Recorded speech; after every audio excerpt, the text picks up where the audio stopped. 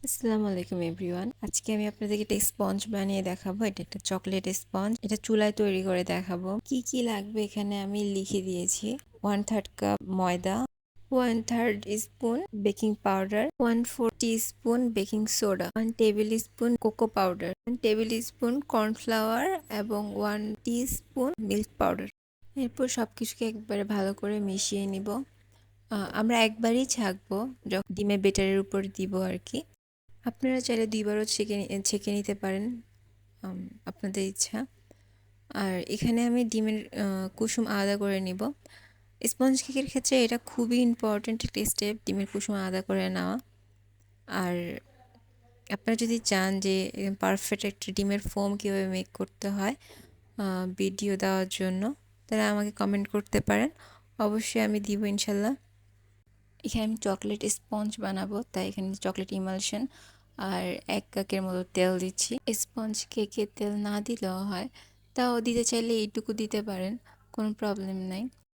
এরপর ২-৩ বারে আমরা শুকনো উপকরণগুলো দিয়ে আলতো হাতে মিক্সড করে নেব। আমি ১ পাউন্ডের মধ্যে পেস্ট্রি কেক বানাবো, তাই আমি ৮ ইঞ্চি মোল্ড নিয়ে নিয়েছি। আমি এখানে দেখাচ্ছি ১ পাউন্ডের জন্য কতটুকু বেটার দরকার। এখানে ২৬২ গ্রাম বেটার আছে। ১ পাউন্ড কেকের জন্য ২৫০ গ্রাম হলেই বেটার হয়। আমি এখানে চুলার আঁচটাও দেখিয়ে দিচ্ছি, যেহেতু এটা চুলায় বানিয়েছি। চুলার আঁচ যেন আপনার পাতিলকে স্পর্শ না করে সেটা খেয়াল রাখবেন। একদম লো না, লো মিডিয়াম আঁচে দিবেন।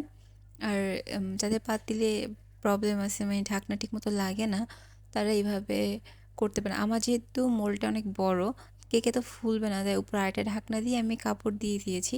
আপনারা চাইলে এইভাবে করে নিতে পারেন, তাতে আপনার কেক স্পঞ্জি হবে আর ভালো মতো হবে, কোনো রকম প্রবলেম হবে না আর কি। বাতাস বের হয়ে গেলে টাইমের অনেক প্রবলেম দেখা দেয়। আমি এখানে কেকটা ডিমোল্ড করে দেখিয়ে দিচ্ছি কতটা স্পঞ্জ হয়েছে। অ্যাকচুয়ালি আমি এটা ঠিকমতো দেখাতে পারছি না, কজ এটা অনেক ফ্ল্যাট আর কি, যেহেতু বড় মোল্ডে করেছি। আমি লাস্টে আরেকটা কেকের সফটনেস দেখিয়ে দিব, একই রেসিপিতে বানানো ওইটাও। আপনারা যখন একটা রেসিপি ফলো করবেন, শুধু একটাই রেসিপি ফলো করবেন, ২-৩টা মিক্স করে ফেলবেন না। যার রেসিপি ফলো করেন, যে কোনো একটা রেসিপি ফলো করবেন, তাতে দেখবেন যে জিনিসটা বেটার রেজাল্ট পাবেন। ২-৩টা রেসিপি একসাথে মিক্সড করে ফেললে পরে দেখবেন যে হচ্ছেই না। আপনার ডিমের ফোম যদি ঠিক থাকে আর আপনার চুলার আঁচ যদি ঠিক থাকে, তাহলে আপনার কেক সফট হবেই। এটা নিয়ে কোনো টেনশন করতে হবে না।